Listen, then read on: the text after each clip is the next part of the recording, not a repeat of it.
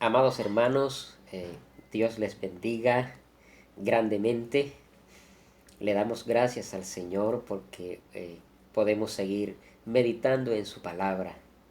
Y con este tema del perdón, Dios ha hablado a la iglesia, ha hablado a nuestros corazones. Y hoy traemos un tema más para ustedes, para compartir de la palabra de Dios.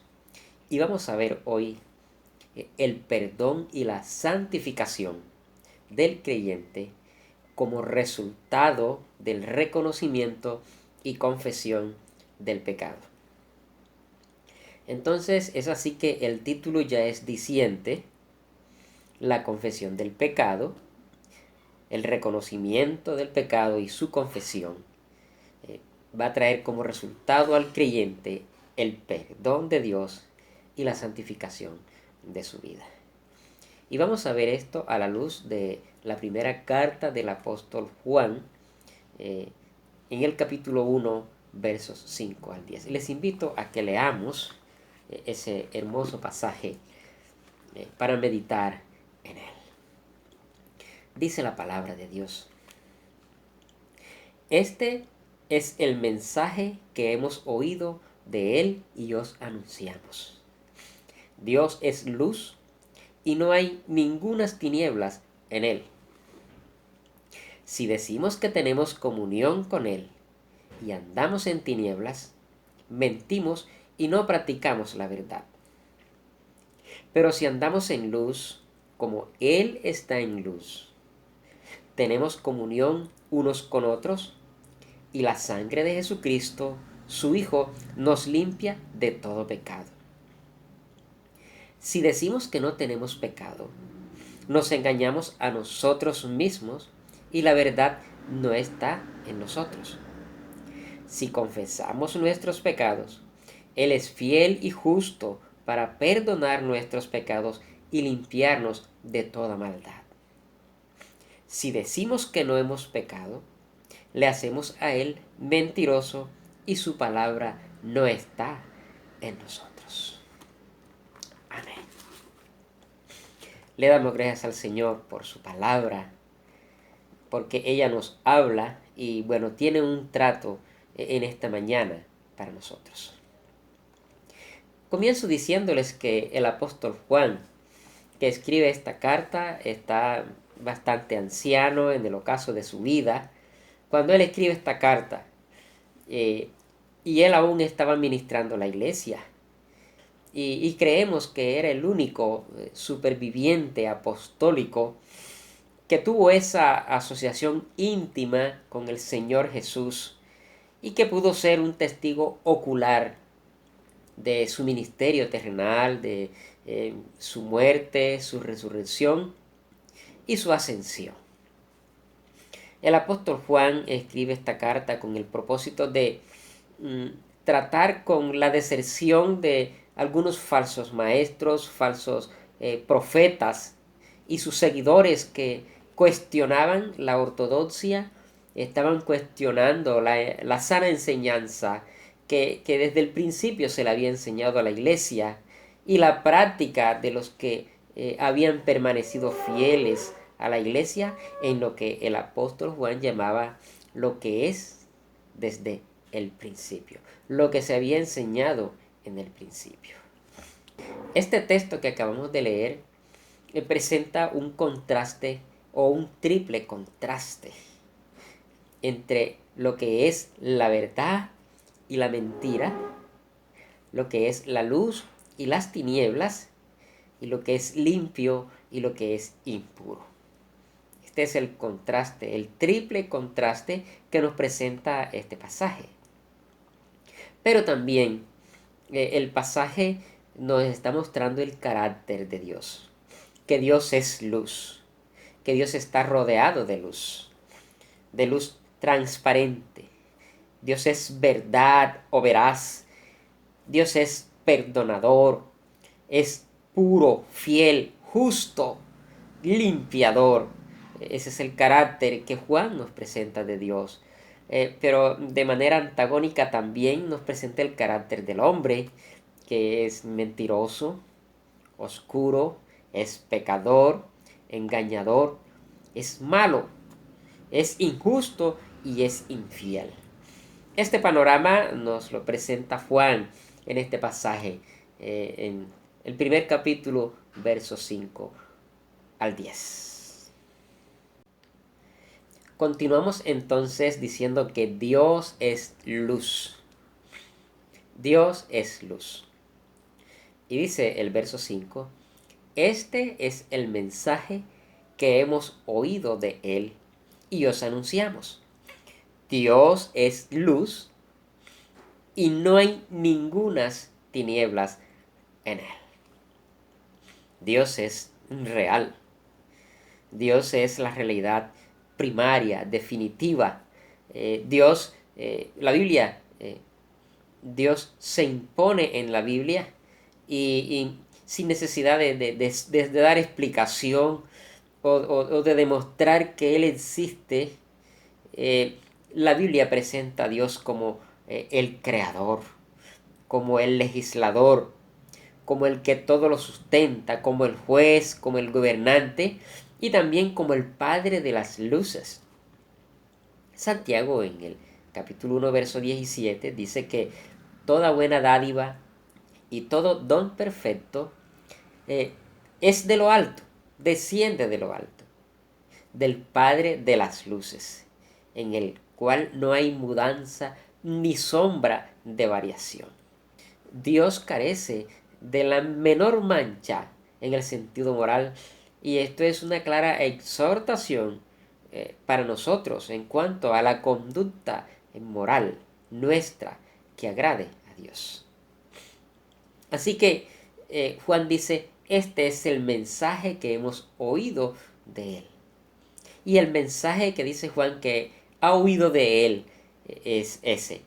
Por un lado, que Dios es luz. Dios es luz. Y por otro lado, que no hay tinieblas en Él. No hay tinieblas en Él. Dios es luz. Y bueno, Jesús enseñó a sus discípulos, yo soy la luz del mundo. Y este fue tema de enseñanza en los meses pasados en nuestra iglesia. Yo soy la luz del mundo. Dice él, el que me sigue no andará en tinieblas, sino que tendrá la luz de la vida. Dios es luz. La luz es como su vestidura, es con que Dios se cubre. Pero esa luz del Padre fue revelada a través de su Hijo. Y por eso Jesús dijo, yo soy la luz del mundo. Y no hay tinieblas en él. Ese término tinieblas implica ausencia de luz, pero también implica el estado del hombre como consecuencia del pecado, de la caída. Entonces, Dios es luz. Él vive en luz inaccesible. Él vive en luz inaccesible y no hay tinieblas en él. Las luces de los astros, las estrellas más brillantes pueden variar. Tienen su fin, tienen su término, pero Dios no está subordinado a ninguna ordenación temporal ni a ninguna ley de movimiento. Dios es inmutable en su esencia y en su actividad. Dios es luz. Implica que podemos tener una visión clara, que podemos ver hacia dónde caminar. Podemos contemplar la hermosura de su santidad y que Él es nuestro guiador. Eso implica que Dios es luz. Y recordemos el hermoso versículo en el Salmo 119, 105, que dice, lámpara es a mis pies tu palabra y lumbrera a mi camino. Dios es luz. Lo que sigue en el texto tiene que ver con el hecho de que Dios es luz. Y encontramos 5 frases condicionales con la estructura sí, pero, entonces. Sí, pero, entonces. Y estas 5 frases condicionales contienen tres proposiciones que comienzan con las palabras si decimos. Y este si decimos confronta al creyente a vivir una vida de integridad y contrarresta argumentos de herejes que pretenden enseñar otra doctrina, pero su vida no concuerda con el carácter de Dios. La primera de estas tres proposiciones es si decimos que tenemos comunión con Él. Si decimos que tenemos comunión con Él y andamos en tinieblas, mentimos y no practicamos la verdad.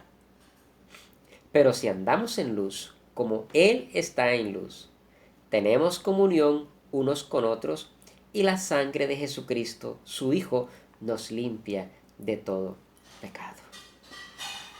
Entonces, si decimos que tenemos comunión con Él, pero, recuerden la estructura, sí, pero, entonces, si decimos que tenemos comunión con Él, pero andamos en tinieblas, esa es una de las posibilidades de la condición. La otra es si decimos que tenemos comunión con Él, pero andamos en luz. Pero andamos en luz.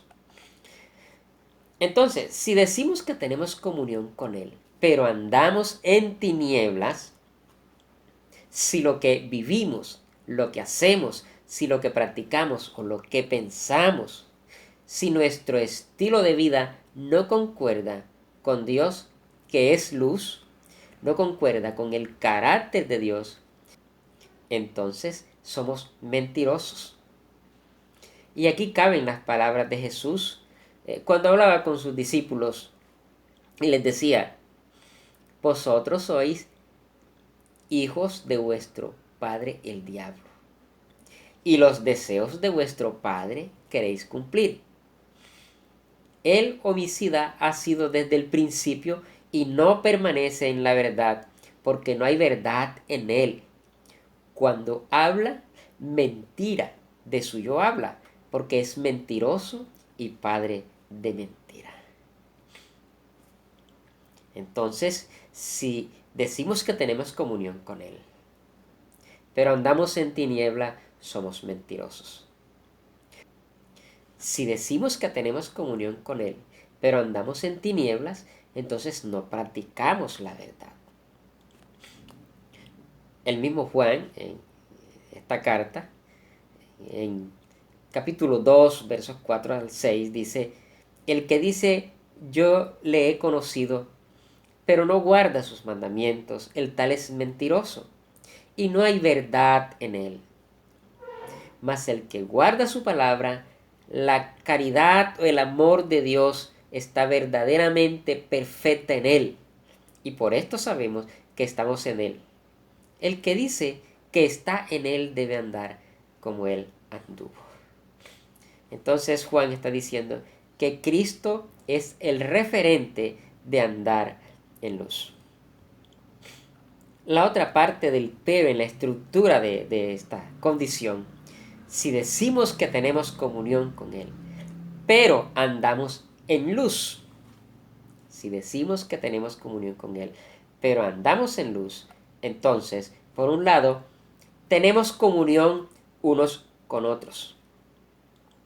Y por otro lado, la sangre de Cristo nos limpia de todo pecado. Pero si andamos en luz, tenemos comunión unos con otros. La luz de Cristo es aquí el punto de encuentro de los creyentes. Para eso fuimos llamados. Lo que hemos visto y oído, dice Juan, eso os anunciamos para que también vosotros tengáis comunión con nosotros, y nuestra comunión verdaderamente es con el Padre y con su Hijo Jesucristo. Entonces, la luz de Cristo, andar en la luz, es el punto de encuentro. Es como un poste que tiene una lámpara que alumbra mucho en una noche tenebrosa, y entonces está en una loma esa lámpara y hay una gente que está abajo en la oscuridad. Y mientras está en la oscuridad, le es difícil tener comunicación el uno con el otro. Pero cuando esa gente comienza a subir y llega a la luz que está en ese poste, entonces pueden tener comunión unos con otros. La luz de Cristo es ese punto de encuentro de los creyentes para lo que fuimos llamados para tener comunión. Y una muestra de que usted anda en luz y de que tiene comunión con Dios está en que usted tiene comunión con sus hermanos. Si usted tiene comunión con sus hermanos, lo más seguro es que usted llegó al punto de encuentro de Cristo, que es la luz. Pero si usted no tiene comunión con sus hermanos, es que usted no anda en luz, está en tinieblas. Entonces también el resultado de andar en luz es que la sangre de Cristo nos limpia de todo pecado. El autor de Hebreos en el capítulo 9, verso 14 dice: cuánto más la sangre de Cristo, el cual mediante el Espíritu Eterno se ofreció a sí mismo sin mancha a Dios, limpiará vuestras conciencias de obras muertas para que sirváis al Dios vivo. Entonces, acercarnos a Dios, a la luz, nos da temor por lo que somos. Somos pecadores. Pero la sangre de Cristo nos arregla. La sangre de Cristo nos limpia de todo pecado. Para tener comunión con el Padre, hay que ser compatible con su carácter. Ser luz. Los que andan en luz hablan verdad. Solo así tendremos comunión con Él y con los hermanos. La otra proposición es si decimos que no tenemos pecado. Si decimos que no tenemos pecado, Juan dice que por un lado nos engañamos a nosotros mismos. Por otro lado, dice que la verdad no está en nosotros. Por otro lado también dice que lo hacemos mentiroso a Dios. Y además su palabra no está en nosotros. Si decimos que no hemos pecado, le hacemos al mentiroso y su palabra no está en nosotros. El término pecado, bueno, literalmente significa errar el blanco. También significa infracción de la ley. Pero más allá de eso, implica el rechazo del principio mismo de la ley o de la voluntad de Dios. Eso implica tener una disposición mental que lleva al pecador a hacer su propia voluntad en oposición a la ley de Dios. Entonces, dice Juan que si decimos que no tenemos pecado, nos engañamos a nosotros mismos. Porque es que la mentira no procede de la verdad y la verdad es Cristo. Y si afirmamos que no tenemos pecado, pues mentimos y la verdad no está en nosotros. La verdad no está en nosotros. Es decir, no vivimos la palabra de Dios porque ella no está en nosotros. No vivimos la vida de Cristo porque Él no está en nosotros. Y si decimos que no tenemos pecado, entonces le hacemos mentiroso a Dios. Y no es que nuestras palabras tengan más fuerza ante la veracidad y la infalibilidad de su verdad y de su palabra, sino que nuestro testimonio inicuo y mentiroso niega una verdad absolutamente palpable como es Cristo mismo. Decir que se hace a Dios mentiroso no es que Dios sea mentiroso, sino que esa es la realidad de una mentalidad depravada que cree que está bien mientras está viviendo lo que no es correcto. Si decimos que no tenemos pecado, entonces su palabra no está en nosotros. Y Cristo es el Logos encarnado del Padre. Él es la palabra misma. Y si somos mentirosos, pues Cristo no está en nosotros, así como lo expresa el apóstol Pablo. Él dice en Romanos, no hay justo ni aun uno. No hay quien entienda. No hay quien busque a Dios. De manera que no es conveniente decir que no tenemos pecado. El hombre no tendrá autoridad moral para afirmar que es un ser puro delante de Dios, pues ni aun los cielos le son limpios. Así que si afirmamos que no tenemos pecado, lo que estamos haciendo es engañándonos a nosotros mismos y hacerle mentiroso a Jesús. La siguiente frase condicional de Juan es la que en estos momentos tiene más aplicabilidad directa con referencia al tema del perdón que estamos estudiando en estos 2 meses. Y la siguiente proposición es si confesamos nuestros pecados. ¿Qué pasa si confesamos nuestros pecados? Juan dice, si confesamos nuestros pecados, Él es fiel y justo para perdonar nuestros pecados y limpiarnos de toda maldad. Aquí tenemos a Dios como el sujeto del perdón, el que puede perdonar nuestros pecados. El proverbista dice que el que encubre sus pecados no prosperará, mas el que los confiesa y se aparta alcanzará misericordia.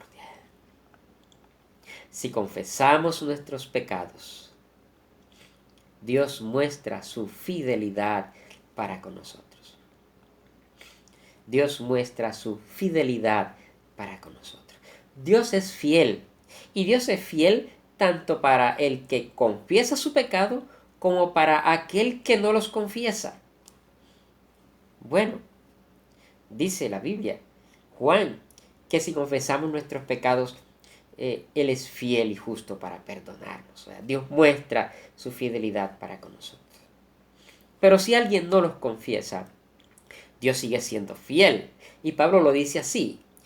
En la segunda carta a Timoteo, capítulo 2, verso 13, dice, si somos infieles, Él sigue siendo fiel, ya que no puede negarse a sí mismo. Así que vale la pena confesar nuestros pecados para gozar de la fidelidad de Dios. Pero el que no los confiesa, el que es infiel, también va a probar la fidelidad de Dios, pero Dios es fiel a su pacto. Y lo más seguro es que va a haber juicio para aquel que es infiel. Así que el que confiesa su pecado verá la fidelidad de Dios. Quien no, pues verá su juicio, pues Dios es fiel a su pacto, a su ley. Si confesamos nuestros pecados, Dios muestra su justicia para con nosotros. Él dice, hijitos míos, estas cosas os escribo para que no pequéis, y si alguno hubiere pecado, abogado tenemos para con el Padre, a Jesucristo el justo. En esta misma primera carta de Juan, en el capítulo 2, verso 1. Si confesamos nuestros pecados, pues Dios perdona nuestros pecados. Él es fiel y justo para perdonar nuestros pecados. El salmista dice, mi pecado te declaré y no encubrí mi iniquidad. Yo dije, confesaré mis transgresiones a Jehová, y tú perdonaste la maldad de mi pecado. Y sigue habiendo una garantía para aquellos que confiesan sus pecados. Si confesamos nuestros pecados, Dios nos limpia de toda maldad. Si confesamos nuestros pecados, Dios es fiel y justo. Nos los perdonará y nos limpiará de toda maldad. La confesión tiene el propósito de librarnos para que disfrutemos de la comunión con Cristo y producir en el creyente una tranquilidad de conciencia. Qué garantía reconocer que somos pecadores y llegar a los pies de Cristo confesando nuestros pecados. La confesión sincera y arrepentida y rendida de nuestros pecados es la clave para probar la fidelidad de Dios y para Él santificarnos. En Cristo, Dios nos hace puro y nos anima por medio de su palabra y a través de la obra de su Santo Espíritu para regenerar nuestra vida y santificarla a la conformidad de aquel que nos llamó a su luz admirable. La confesión sincera, hermanos, la confesión sincera, arrepentida y rendida, que buscan no volver a practicar el pecado, créame, mueve el corazón de Dios para ser perdonados. Mueve el corazón de Dios para disfrutar de la riqueza de su amor y su perdón. Amados hermanos, que la paz de Dios sea con cada uno de ustedes. Amén. Amén.